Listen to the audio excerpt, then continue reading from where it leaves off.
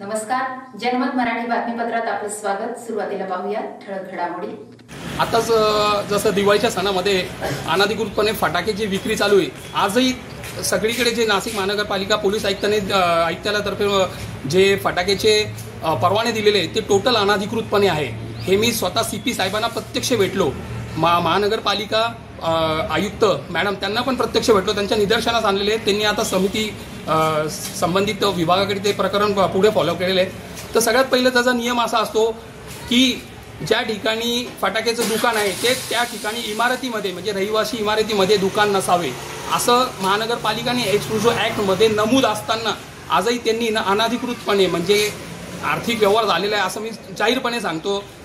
त्या खुल्लेआम त्यांनी परवाना दिलेला आहे, कोणी नाशिक पोलीस आयुक्तालय आणि महानगरपालिका अग्निशमन विभाग। दुसरी गोष्ट, त्या दुकानांमध्ये कुठल्याही प्रकारचा जो फायर हे राहतो, fire alarm, fire safety, fire fighting, त्याचे जे इन्स्ट्रुमेंट आहे त्यांच्या एकाही दुकानात नाही आहे। यांनी कुठलाही तपास केलेला नाही आहे। मी तपासासाठी त्यांच्याकडे अर्ज केला तर त्यांना म्हणे आम्ही तपास करत नाही असं मला उत्तर दिलेलं आहे।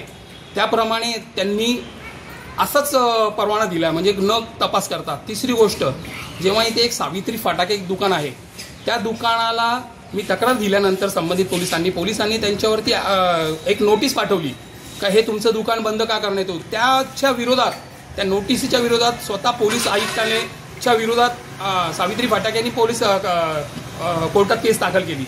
त्याच्यामध्ये या फटाकेचं दुकानवाला आहे जो सावित्री फटाका गोविंद शिरवळे, त्याच्यावरती 35 लोक मारल्याचा गुन्हा दाखल आहे, फटाक्यांमुळेच गुन्हा दाखल आहे, तरी त्यांना परवाना दिलेला आहे। हे चालू असताना, केस चालू असताना ही केस ज्याच्यावर 35 लोकांचा गुन्हा दाखल आहे आणि यांना पोलीस आयुक्तांनी दिलं, पोलिसांच्या विरोधात सावित्री फटाक्यांनी गुन्हा हे केलेलं आहे, कोर्टात केस दाखल केलेली। असे असताना स्वतः नाशिक महानगरपालिका त्यांनी पण परवाना दिलेला आहे। म्हणजे कुठलाही तपास, म्हणजे कोर्ट केस चालू असताना नाशिक महानगरपालिका कुठली अथॉरिटी आहे हे मी स्वतः जो अग्निशमन विभाग आहे बैरागे साहेब त्यांच्या निदर्शनास आणलेले आहे। ते म्हणे मी तपास करतोय, तपासाचा भाग पण तुम्ही अग्निशमन परवाना देण्यासाठी हे प्रस्थापित करण्याचा अधिकार आणि विस्थापित करण्याचा अधिकार हे पोलिसांना असताना देखील हे कोणीही त्याचे म्हणजे कारवाई करत नाही। जोपर्यंत सरंगल साहेब होते त्यांच्या निदर्शनात आलं, त्यांनी भरपूर दुकानं बंद केलेली आहे। आता चौथी गोष्ट, तुमची मागणी काय? आता मागणी अशी आहे, जे अनधिकृत फटाके दुकानं आहे जे पण त्यांच्यावरती तुम्ही स्वतः तपास करावा।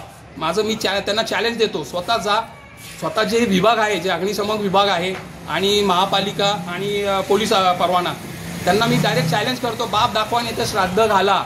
तुम्ही स्वतः लाईव्ह बघा, त्या इमारतीमध्ये वरती फ्लॅट आहे, वरती रहिवासी राहतात, तुम्ही परवाना कसा काय दिला त्यांना? त्यांच्यावरती कारवाई हो। ज्यांनी परवाना दिला त्यांच्यावरती पोलीस आयुक्त आपण दखल घ्यावी, त्यांच्यावरती जो परवाना दिलेला आहे त्यांच्यावरती कारवाई व्हावी, ही माझी मागणी आहे। दुकानांना आपला विरोध, माझा विरोध आहे। आता राजेभावाजी हे फटाकेच आहे, फटाक्यामुळे नुकसान काय होतं? हा काय खेळायची वस्तू नाहीये किंवा काहीची वस्तू नाहीये। तुमचा वाढदिवस आहे, फटाके फोडले, एखाद्याला पद भेटलं, फटाके फोडले, एखाद्याचं लग्न आहे, करोड रुपयाचे फटाके फोडताय। फोडणं हा विषय वेगळा आहे, पण मात्र फटाके राजाभाऊंना मी असं विचारतोय का तुम्ही त्याची जबाबदारी घेणार का? जसं औरंगाबादमध्ये झाला, फटाक्यांमुळे जो नुकसान झालेले, सगळे दुकानं जळालेले, ज्या ठिकाणी दरवर्षी 100 लोक मृत्युमुखी पडतात कोणामुळे? फटाक्यामुळे। याची जबाबदारी घ्याल का कोणी? पोलीस पण नाही घेते। जे ओपनिंग करता तुम्ही सांगताय त्यांची नावं ते घेतात का? जे जखमी होतात त्यांच्या घरात कधी विचारले का तुम्हाला काय हे झालेले? जे सिव्हिल हॉस्पिटलमध्ये, प्रत्येक सिव्हिल हॉस्पिटलमध्ये जी हे होते, तपासणी होते, कारण कोणाला काय घटना घडली त्या हॉस्पिटलमध्ये जाणार, तुम्ही त्याचा तपास केला का? किती आकडेवारी आहे? त्या बिचारांच्या घरात एखादा मरतो त्या फटाक्यांमुळे, कोणाला अटक होत नाही?